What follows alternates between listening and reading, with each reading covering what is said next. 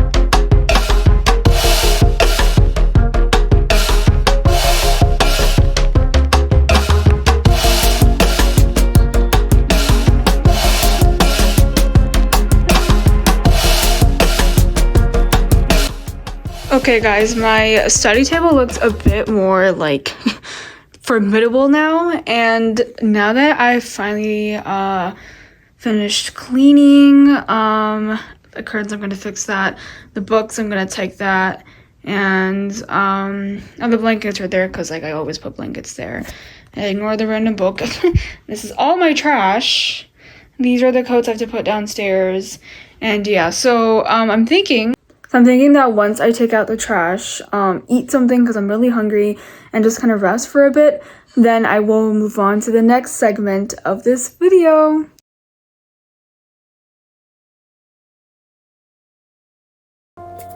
Oh my god, okay.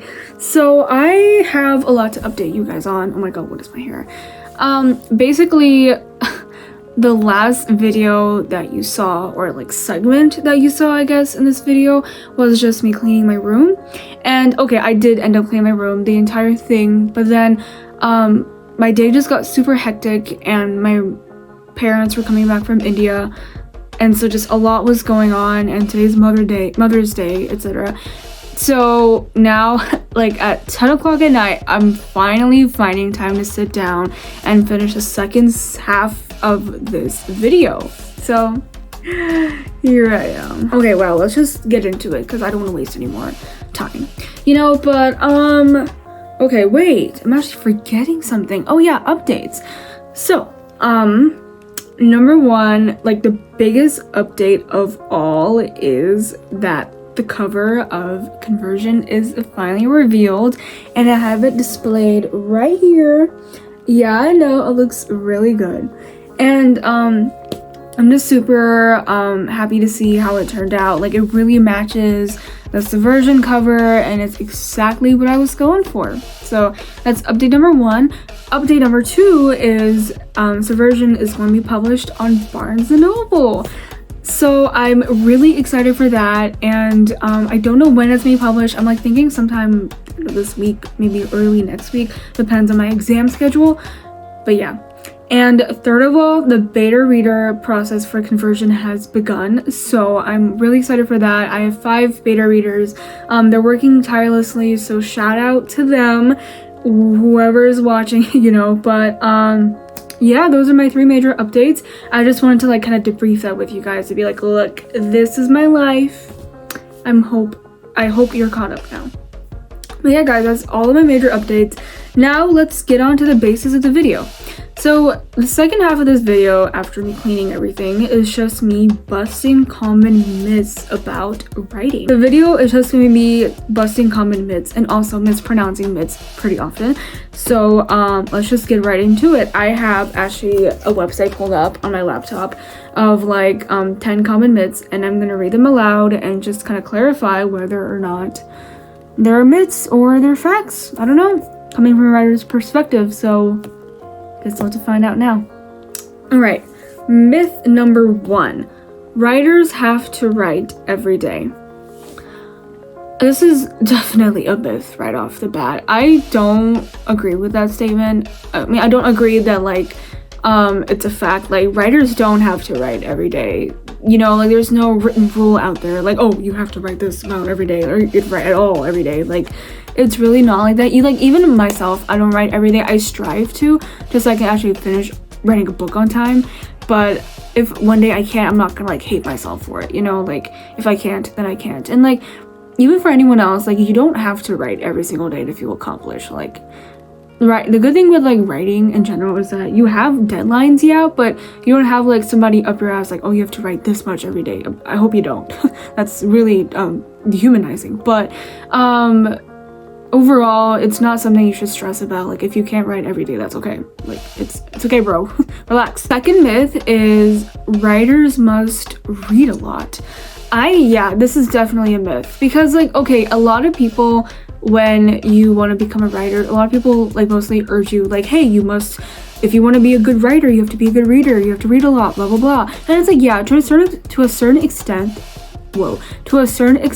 they're right, but it's like, you don't have to be like a full-blown bookworm to like, you know, be a good writer. Like, and I also feel like if you read too much, that can also like take away your writing time, and that would just be like, you know, not good at all. And like, yeah, it can be a good way to like kind of get out of your writer's block, I guess, and just kind of get back on track. But it shouldn't be something that's like distracting, and you know, it shouldn't be something that's like, oh, I don't want to write, I'm gonna read. Like, you don't use reading as a way to get out of writing. Use reading as a way to inspire and motivate you to write. Third myth is lock yourself away.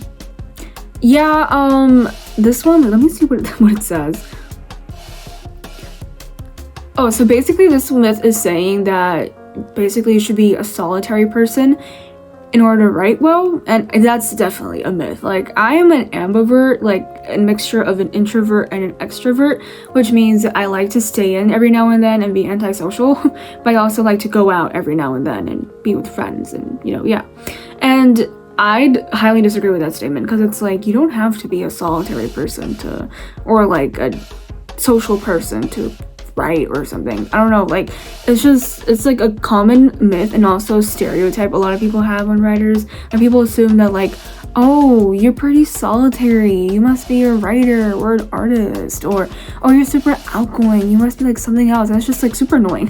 Fourth myth is you need a university degree to be a writer. Yeah, also this is a big myth right here.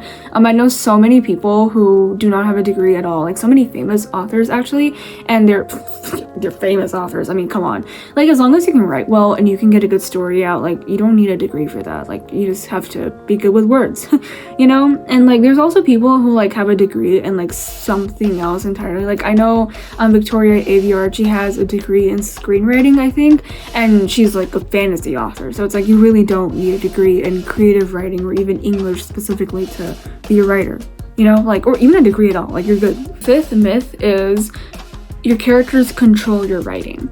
Yeah, this one I agree, it's a myth. I think having a character-driven novel is possible, but you don't have to have characters that drive your novel at the same time. I think you are the one who drives your novel. Like you create the characters. In order for your character to drive the novel, you have to be driven yourself, because you know you're the one writing the story, you know.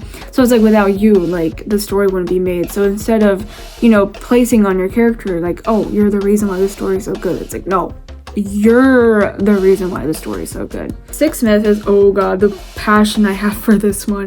The sixth myth is writers don't make any money. Well, you see, you're so wrong, bitch. Sorry. Yeah, I obviously 100% disagree with this statement. Writers make money, but that's only if, I'm gonna be realistic here too, writers do make money, a good amount of them do, but that's only if, one, you have a lot of books out, two, you're good with marketing, or you know, you have a good marketing team or something, and three, like you're just lucky in that aspect. And that's just like honestly the 10% of writers that make it, but like 90% struggle. It's the truth. But like what I see in that situation is that struggling most likely leads to prosperity in the end, and it's, I think like all that hard work in the end really pays off the more you're dedicated and you stay like on your journey no matter what. And yeah, I 100% disagree with this, because yeah, there might be very few millionaires that are writers, but like writers still make a decent amount to be financially sufficient, if not more. Seventh myth is if you're a good writer, you'll always succeed. Yeah, I agree with that. Unfortunately, this is the case. Like it's a sad thing to agree with, but it's just the way it works. Like no matter how good of a writer you are, like if the odds are not in your favor, you know what I mean? Like I think it just depends on, like, people just put so much energy in just writing such a good novel that like they completely disregard like editing and marketing and distributing and publishing entirely, and that's where like they start to falter. So like no matter how good of a writer you are, if you don't make any proper efforts to actually distribute it in a well-mannered and mature and tactical kind of way, then sorry bro, but it can be kind of left in the dust. Like you can be the worst writer on earth. Like I've read so many books where it's like complete dog shit, but I mean there's a reason why I bought it, because it was marketed really well and I want to read it. Why not? But if it's like, I bet there's like a lot of hidden gems out there that deserve to be read, but they are not being read for a reason. It's because like the odds are not in your favor, and if you really want it out, then you're gonna have to market the absolute life out of your book. Eighth myth is good writers are grammar fanatics. Yeah, I agree with this. Not all writers are grammar fanatics. So I am a major grammar fanatic. Like I'm like that kind of bitch to just like look over someone's paper and be like, ew, you forgot a comma here. What's wrong with you? Go jump off a bridge. And like I like coming from a person like that, I agree. Like there's plenty of writers out there who cannot tell the difference between there and you're, and which is a sad thing, because like obviously you're supposed to know that. It's like 5th grade knowledge, but you get what I'm saying. Like it's a really common myth that people believe in, but it's so untrue. Okay, this one's pretty controversial, but ninth myth is writer's block. I am on the fence for this one because coming from someone who's experienced a handful of this so-called writer's block, I'm like, you know, like, I don't know where to stand. Like, I've heard so many varying point of views on writer's block. Like, some people are like, writer's block is so real, like I deal with it every single day, I haven't been able to get out of it. And then there are some people who are like, oh, it's just like a made-up notion of like your brain, like it's just your brain lying to you and telling you it's this, when in reality it's just you being lazy. And I'm like, I agree with both sides, really. Like, I agree with the first one and the second one entirely, because yeah, writer's block to a certain extent is a real thing. Like, a lot of writers do experience it, a lot of writers do admit to experience it, even like the well-famous and experienced ones. But I think I do also agree that us writers collectively are like blaming writer's block or using writer's block as an excuse to get out of writing, when we can easily just get out of this weird phase that we're in. Writer's block is sort of a falsified notion, but it's also real to a certain extent, because it's true. Like, sometimes we hit this creative block whenever we're writing and we're like, oh damn, you know, and then we just don't feel like moving any forward. But I do agree that it's all in our head and it's easily something that we can get out of. So I'd say I'll put an A for this one. And last but not least, the last myth is writing is an obsession. Yeah, a lot of writers just make like writing their entire personality and have nothing else going for them, which is a good thing. Like, obviously be passionate, but I think it's also true the fact that like you need to also take some time away from it, like breathe for a second. Like, if you've been writing 100k novels every month, bro, you need to like step away from your laptop, your typewriter, your paper, whatever you're doing. Just go for a walk outside, enjoy the fresh air, you know, just hang out with friends and family if you have any, like, you know, like, it's kind of concerning to a certain extent. So just whenever you get a little bit too involved with your writing, like, yeah, that's a good thing. Like, you're on track, you're focused, that's amazing. But also don't let it like take away your personality or your ability to enjoy life, you know? Like, writing obviously is a job, a hobby, maybe to some people, but that doesn't mean you should devote yourself entirely. Like, take some time away, breathe, you know, focus on some other things. And when you're coming back with a fresh mindset and you're like, okay, I kind of miss writing, then yeah, go back to it. But make sure to take breaks every now and then, and don't just like become so devoted and obsessed with it, because you're gonna lose yourself along the way and then just like lose your mind. You know, like, you will lose your mind, trust me. But yeah guys, that's the video. I really hope you enjoyed. Also, what is my hair, bro? I really gotta cut this jank. I hate to long hair. But yeah guys, I really hope you enjoyed watching this video. Please make sure to like, comment, and subscribe, and I will see you next time. Bye.